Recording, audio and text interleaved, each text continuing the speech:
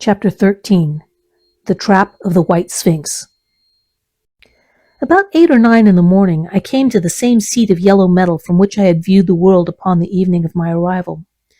I thought of my hasty conclusions upon that evening, and could not refrain from laughing bitterly at my confidence. Here was the same beautiful scene, the same abundant foliage, the same splendid palaces and magnificent ruins, the same silver river running between its fertile banks. The gay robes of the beautiful people moved hither and thither among the trees. Some were bathing in exactly the place where I had saved Weena, and that suddenly gave me a keen stab of pain.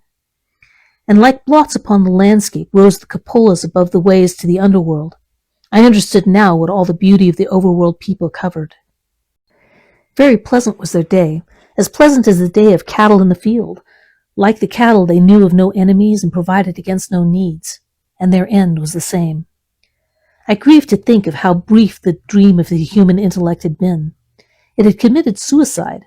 It had set itself steadfastly towards comfort and ease, a balanced society with security and permanency as its watchword. It had attained its hopes, to come to this at last. Once, life and prosperity must have reached almost absolute safety. The rich had been assured of his wealth and comfort, the toiler assured of his life and work. No doubt in that perfect world there had been no unemployed problem, no social question left unsolved, and a great quiet had followed. It is a law of nature we overlook that intellectual versatility is the compensation for change, danger, and trouble. An animal perfectly in harmony with its environment is a perfect mechanism. Nature never appeals to intelligence until habit and instinct are useless. There is no intelligence where there is no change and no need of change. Only those animals partake of intelligence that have to meet a huge variety of needs and dangers. So as I see it, the upperworld man had drifted towards his feeble prettiness, and the underworld to mere mechanical industry. But that perfect state had lacked one thing even for the mechanical perfection, absolute permanency. Apparently, as time went on, the feeding of an underworld, however it was effected, had become disjointed. Mother Necessity, who had been staved off for a few thousand years, came back again, and she began below.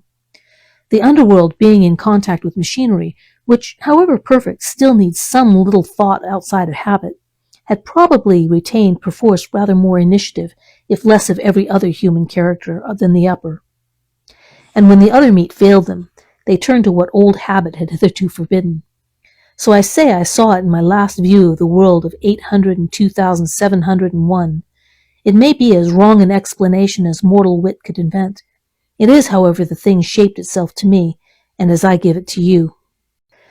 After the fatigues, excitements, and terrors of the past days, and in spite of my grief, this seat and the tranquil view and the warm sunlight were very pleasant. I was very tired and sleepy, and soon my theorizing passed into dozing.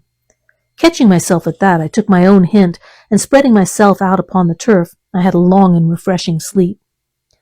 I awoke a little before sunsetting. I now felt safe against being caught napping by the Morlocks, and stretching myself, I came on down the hill towards the White Sphinx. I had my crowbar in one hand, and the other hand played with the matches in my pocket. And now came a most unexpected thing. As I approached the pedestal of the Sphinx, I found the bronze valves were open. They had slid down into the grooves. At that I stopped short before them, hesitating to enter. Within was a small apartment, and on a raised space in the corner of this was the time machine.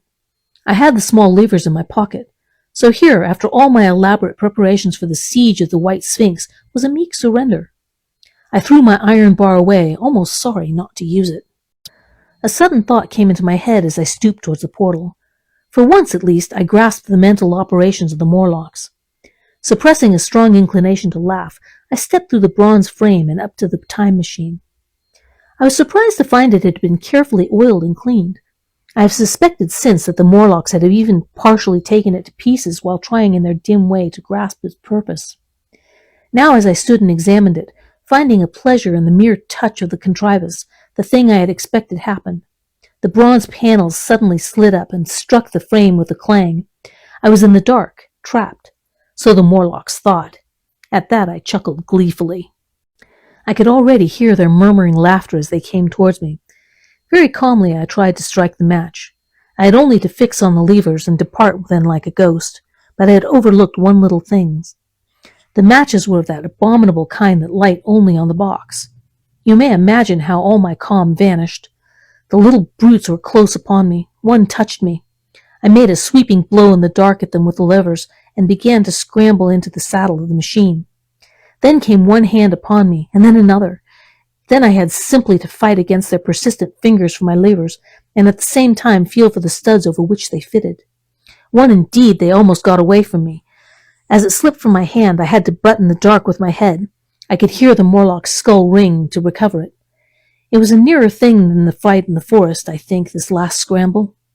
But at last the lever was fixed and pulled over. The clinging hands slipped from me. The darkness presently fell from my eyes. I found myself in the same grey light and tumult I have already described.